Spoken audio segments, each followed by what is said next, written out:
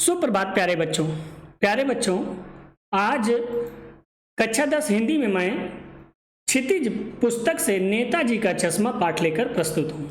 बच्चों, नेताजी का चश्मा पाठ स्वयं प्रकाश जी ने लिखा है और स्वयं प्रकाश जी का परिचय देखें तो 20 जनवरी 1947 में इनका जन्म इंदौर में हुआ और 7 दिसंबर 2019 को स्वयं प्रकाश जी की मृत्यु हुई। स्वयं प्रकाश जी सामान्य कहानियाँ लिखने में और आम लोक जीवन की रचनाएं लिखने में काफ़ी सिद्धहस्त हैं। इनकी कहानियाँ संधान, आदमी जात का आदमी, हम सफ़रनामा, ज़्यादा इत्यादि हैं और बीच में विनय, ईंधन इनके उपन्यास हैं। बच्चों, इनकी साहित्यिक विशेषताओं में यह देखा गया है कि मानव के सामाजिक जीवन में उसके जो भेदभाव उसके प्रति होते हैं, चाहे वो संप्रदाय का भेदभाव हो, चाहे वो जाति का भेदभाव हो या स्त्री और पुरुष के आधार पर लिंग का भेदभाव हो, इस पर इनकी रचनाएं विशेष रूप से लिखी गई। इनकी भाषा को देखें तो तत्सम, तद्भव, देशज, उर्दू, फारसी, अंग्रेजी सभी भाषाओं की मिश्रित शब्दावली का इन्होंने प्रयोग किया और इनकी भाषा शैली पाठकों के लिए सहज और सरल भाषा में रही है। तो इनकी ये कहानी नेताजी का चश्मा, हम इसे अब पढ़ेंगे और समझेंगे। अगर इस पाठ को देखें, पाठ का नाम नेताजी का चश्मा है। आपको ये पूर्व में जानकारी होगी कि नेताजी उपनाम सुभाष चंद्र बोस जी के लिए प्रयोग किया जाता था, जो भारत के स्वतंत्रता आंदोलन में विशेष रूप से सक्रिय रह करके कार्य किए हैं, एक महान क्रांतिकारी के रूप में हैं। तो निश्चित है कि ये कहानी उनके चश्मे के इर्द गिर्द घूमती है और इस कहानी में नेताजी की मूर्ति को लेकर के लेखक ने अपनी रचना किया है। इस पाठ की रूपरेखा देखें, इस पाठ का उद्देश्य क्या है लेखक को लिखने का। पाठक को लेखक यह समझाना चाहता है कि देशभक्ति वास्तव में केवल सीमा पर जाकर के देश के लिए लड़ने से ही देशभक्त साबित नहीं व्यक्ति होता। इस देश के प्रत्येक भूभाग से रहे प्रेम करना, प्रत्येक नागरिक का सम्मान करना, यहाँ के जीव जंतु, संस्कृति, सभ्यता सबसे प्रेम करना भी देशभक्ति हो सकती है। यही संदेश इस पाठ में दिया गया है। एक सामान्य सा व्यक्ति जो चश्मे वाले के रूप में है इस कहानी में, उसके पात्र से लेखक ने देशभक्ति की एक नई परिभाषा गढ़ी, देशभक्ति का स्वरूप समझाने का प्रयास किया कि प्रत्येक व्यक्ति अपने कर्तव्य का पालन करके देशभक्त हो सकता है।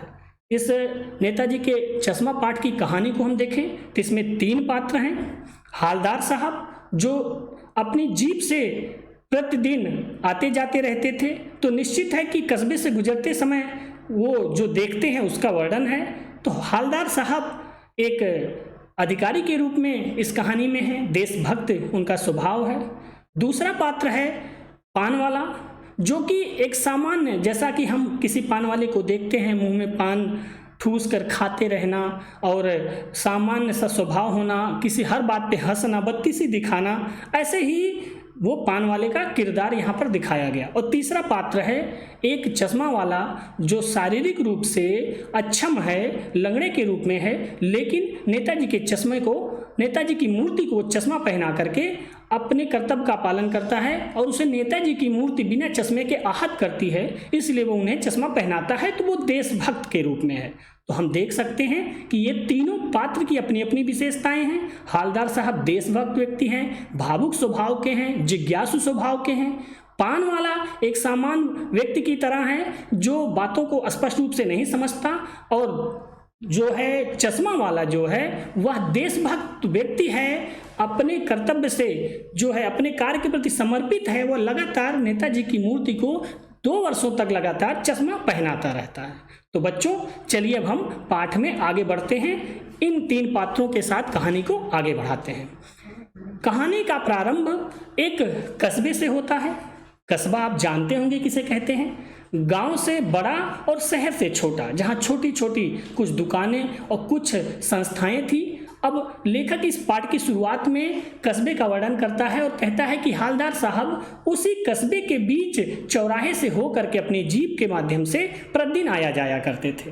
कस्बे में कुछ पक्के मकान थे, ये छोटा सा एक बाजार था, वहाँ पर बालक बालिकाओं के लिए 2 विद्यालय थे, सीमेंट का एक कारखाना था और सिनेमा घर थी। साथ में कस्बे में सबसे प्रमुख रूप से नगर पालिका थी। बच्चों, नगर पालिका सरकारी संस्था है जो कि सरकार 5 वर्ष के लिए नगर पालिका का चुनाव होता है और वह नगर पालिका अपने क्षेत्र में विकास का कार्य करवाती है। तो वैसे ही नगर पालिका थी और उसी नगर पालिका के ने अनेक कार्य उस कस्बे में करवाया। कभी सम्मेलन करवाते थे, कभी पक्की सड़क बनवाया करते थे, कबूतरों की छतरी बनवाया करते थे। इस तरीके से सरकारी कार्य की खानापूर्ति हुआ करती थी। लेकिन उसी नगर पालिका के किसी उत्साही अधिकारी ने बीच चौराहे पर एक संगमरमर की मूर्ति लगवाई और वो मूर्ति नेताजी की मूर्ति थी, इसलिए ये कहानी की शुरुआत उसी मूर्ति से होती है। आगे चलें तो लेखक कहता है कि ये तो पता नहीं कि वह मूर्ति, पूरी बात मूर्ति लगने के बारे में तो नहीं पता, लेकिन 3 बातें हैं। पहली ये कि ये लगता है कि नगर पालिका को अच्छे मूर्तिकारों की जानकारी नहीं थी या मूर्ति अधिक महंगी होने के कारण उन्होंने वहाँ के एक स्थानीय कलाकार को ही मूर्ति बनाने की जिम्मेदारी दे दी। साथ में मूर्ति बनाने के लिए अधिक पैसा, अधिक बजट की आवश्यकता रही होगी। उन्होंने अपने अधिकारियों को बजट के लिए चिट्ठी पत्री लिखी होगी जिसमें समय बर्बाद हुआ होगा, इसलिए वो मूर्ति बनाने में देरी हुई और जल्दबाजी में उन्होंने उसी क्षेत्र के एक सामान्य से अध्यापक, जो ड्राइंग के अध्यापक थे मोतीलाल जी, उन्हें मूर्ति बनाने की जिम्मेदारी दे दी। इस तरीके से मोतीलाल जी ने उस मूर्ति को 1 महीने में पटक देने की बात की। पटक देना यानी अरुचि से कार्य करना, जल्दबाजी में कार्य करना। हम कहते हैं कि ये काम तुरंत हो जाएगा, फट से पटक दूंगा करके। तो इस तरीके से मूर्ति जल्दबाजी में बनी। मूर्ति तो सुंदर बनी थी, लेकिन उसमें ये देखने की बात थी कि मूर्ति संगमरमर की थी, सुंदर थी, उसे देखते ही नेताजी की याद आती। यानी मूर्ति इतना वास्तविक बना था कि वो नेताजी ही जैसा था, लेकिन उसमें एक कमी थी और वह कमी थी कि मूर्ति में चश्मा नहीं बना था। अब मूर्ति में चश्मा ना बनने से मूर्ति अधूरी सी लग रही थी। उसी रास्ते से गुजरते समय हवलदार साहब का नज़र जब उस मूर्ति पे पड़ी तो उन्होंने देखा कि मूर्ति पर वास्तविक चश्मा लगा हुआ है। वास्तविक चश्मा, उनके मन में एक कौतूहल जगा कि अरे, यह प्रयास तो क्षेत्र के लोगों का बड़ा ही सराहनीय है कि उन्होंने मूर्ति बनवाई और एक अजीब बात, एक अलग सी बात कि चश्मा उन्होंने वास्तविक लगा दिया, रियल लगा दिया। अब लेखक कहता है कि महत्व मूर्ति के रंग रूप या कद का नहीं, उस भावना का है, वरना तो देशभक्त भी आजकल मजाक की चीज होती जा रही है। अर्थात इस समय लोग देशभक्ति का दिखावा कर रहे हैं। बहुत सारे कार्य ऐसे उनके हैं जिसमें प्रदर्शन अधिक होता है, उसमें श्रद्धा का भाव नहीं होता। तो लेखक यही कहना चाहता है कि ये सोच करके हवलदार साहब ने क्षेत्र के लोगों की तारीफ की कि इन लोगों का यह प्रयास सराहनीय है, भले ही चश्मा नहीं बना और वो चश्मा वास्तविक बन गया। लेकिन दूसरी बार जब हवलदार साहब उस चौराहे से गुजर रहे थे तो उन्होंने देखा कि चश्मा तो बदल गया, आज दूसरे फ्रेम का चश्मा लगा है। उन्हें बड़ा ही कौतूहल हुआ, बड़ा ही प्रसन्न भी हुए। तीसरे दिन जब उधर से गुजर रहे थे तो फिर उन्होंने देखा कि चश्मा बदल गया है और यह चश्मा जो है पहले जो काले फ्रेम का था आज चौड़े चौखट का हो गया है। हवलदार साहब को उधर से आते जाते आदत हो गई, प्रतिदिन वो मूर्ति पर देखते उन्हें चश्मा बदला हुआ मिलता। एक दिन जब उनसे रहा नहीं गया, उनकी उत्सुकता अर्थात कौतूहल, दुर्दमनी शब्द का प्रयोग किया गया है, अर्थात जिसे दबाया ना जा सके। जब उनकी उत्सुकता ना दबी तो उन्होंने वहीं बगल में एक दुकान जो पान वाला था, पान खाते जहाँ पर वो रुक करके, उससे पूछ लिया कि यह चश्मा प्रतिदिन कैसे बदल जाता है। पान वाला अपनी काली बत्ती सी अपने स्वभाव के अनुकूल हंसते हुए कहा, दिखाते हुए दांत, बोला कि कैप्टन चश्मा वाला बदल देता है। कैप्टन नाम सुन करके लेखक यानी हालदार साहब को यह लगा कि कैप्टन कोई सेना का सिपाही होगा या बड़ा अधिकारी होगा, भूतपूर्व सैनिक होगा, नेताजी आज़ाद हिंद फौज का सिपाही होगा। लेकिन जब उन्होंने पानवाले से कहा कि ये क्यों वो बदल देता है, तो पानवाले ने बताया कि वह फ्रेम जब किसी और को पसंद आ गया, वो अपनी भाषा में कहता है कि कोई गिराहक आ गया, गिराहक यानी ग्राहक आ गया, तो वो फ्रेम यानी उसे फ्रेम पसंद आया जो मूर्ति पर लगी है, तो उस फ्रेम को वो उसे ग्राहक को दे देता और नेताजी की मूर्ति को क्षमा मांगते हुए दूसरा चश्मा लगा देता था। अब क्षमा क्यों मांगता? क्योंकि नेताजी के प्रति उसके मन में सम्मान की भावना थी, श्रद्धा की भावना थी, वो देशभक्त था चश्मे वाला, वो उसे दूसरा चश्मा लगा देता। इतनी जानकारी हालदार साहब को पानवाले से मिली, लेकिन हालदार साहब ने आगे जब पूछा कि क्या ये भूतपूर्व सैनिक है या नेताजी के फौज का कोई सिपाही है, तो इस पर पानवाले ने मजाक उड़ाते हुए कहा कि वह लंगड़ा क्या जाएगा फौज में। हालदार साहब को पानवाले का इस तरह चश्मे वाले का मजाक उड़ाना अच्छा नहीं लगा, क्योंकि वो एक देशभक्त था और देशभक्ति का कार्य कर रहा था। लेकिन फिर उन्होंने देखा कि उसी समय वहाँ पर वह चश्मा वाला आ गया जो एक बूढ़ा मरियल सा लंगड़ा आदमी था, सिर पर गांधी जी सी टोपी पहन करके, आंखों पे काला चश्मा लगाया, शरीर से अक्षम विकलांग, पैरों से लंगड़ा था और इधर उधर घूमकर वो चश्मे बेचता, बांस की डंडियां बनाकर उस पर चश्मे लगा करके बेचता और वह नेताजी की मूर्ति के पास में चश्मे बेचता और एक चश्मा उन्हें भी लगा देता, क्योंकि नेताजी के बिना चश्मे की मूर्ति उसे अच्छी नहीं लगती, उसे आहत करती थी। नेताजी के व्यक्तित्व में चश्मा शामिल है। आपने भी सुभाष चंद्र बोस की मूर्ति या फोटो कहीं देखी होगी तो उसमें चश्मा लगा देखा होगा। इस तरीके से वह चश्मे वाले अपने मन की भावना को नेताजी की मूर्ति पर प्रकट करता, यानी देशभक्ति का भाव प्रकट करता। तो इस तरीके से वह चश्मा बदलता रहता और प्रतिदिन चश्मा बेचता।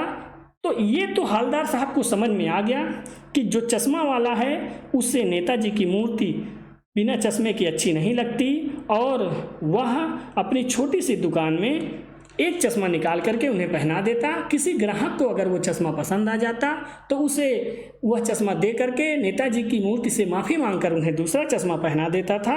इस प्रकार से वह नेताजी की मूर्ति पर चश्मा पहनाता रहता। तो ये जानकारी हालदार साहब सुन करके बड़े प्रसन्न हुए, ये सोच करके कि वाह क्या आइडिया है। लेकिन अभी एक प्रश्न है कि नेताजी की मूर्ति पर चश्मा क्यों नहीं है, कहाँ गया जो चश्मा पर प्रारंभ में बना था। तो बच्चों, इस पाठ में इतनी ही कहानी इस वीडियो में, बाकी शेष किसी अन्य वीडियो में। अब अभी तक आपने जितना सीखा उसके आधार पर कुछ प्रश्न हैं, उन प्रश्नों को आप हल करेंगे और इसके अगले भाग में पूरी कहानी देखेंगे। तो पहले प्रश्न को देखते हैं। नेताजी का चश्मा पाठ में लेखक ने कस्बे का वर्णन किस प्रकार किया है? ये आप शुरुआत में ही पढ़ चुके हैं कि कस्बे में क्या क्या चीज़ें थीं, कौन कौन से दुकानें थीं, वहाँ पर कौन कौन से सीमेंट का कारखाना था, सिनेमा घर था। तो इसका वर्णन आप इस प्रश्न के उत्तर में करेंगे। प्रश्न नंबर 2 देखते हैं।